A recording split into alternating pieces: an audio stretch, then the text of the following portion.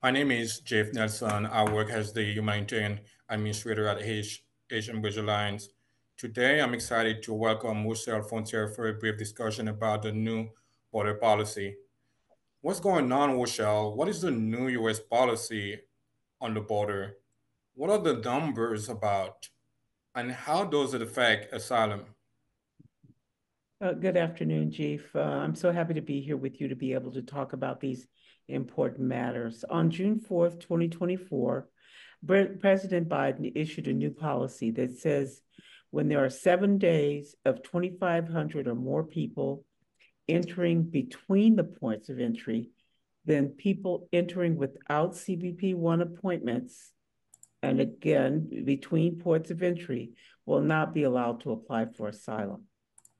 Based on the history of CBP encounters, this policy will be in effect for the foreseeable future. And since this has gone into effect on June 5th, the United States has used this new policy to bar people entering between ports of entry from being able to apply for asylum. What does the new policy mean for people in Mexico who are afraid to return to their country and want to seek protection in the United States? Keep using CBP-1. People who enter with CBP-1 can still apply for asylum and other immigration relief under this policy for which they're eligible.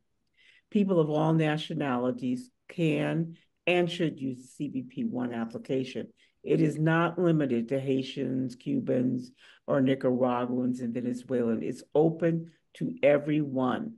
And most of the new policy won't apply to people who enter through a port of entry with the CBP-1 appointment. So as always, if you fear returning to your country, you have to tell the immigration officials that you fear returning to your country, and don't wait for them to ask you. You will have to tell them. Are there exceptions to this policy? How can I still enter the US and apply for asylum?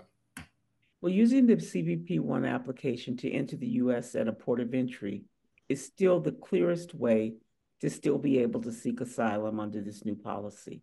But there are a few exceptions.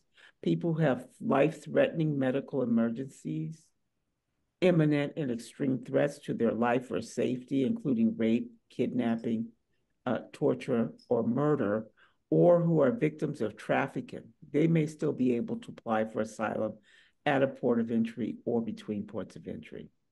Also, while people who enter between ports of entry cannot apply for asylum under this policy, they can seek protection under the Convention Against Torture, or CAT, and withholding of removal, but only if they affirmatively request a fear interview. So that means that people will have to tell immigration officials that they fear returning to their country and that they want a fear interview. They should not expect the immigration officials to ask them. The standard of proof, however, to pass this fear interview for CAT or withholding is even harder than the other fear interviews. So if someone who entered between a port of entry gets a fear interview under CAT and withholding, they will only have 4 hours to contact a lawyer or family member before the interview will begin. And if they fail that interview, they will receive a 5-year ban on returning to the United States. And if they come anyway within those 5 years, then they could be subject to criminal prosecution. Thank you, Osha, for these clear answers. I'll be sure to pass them along to my clients.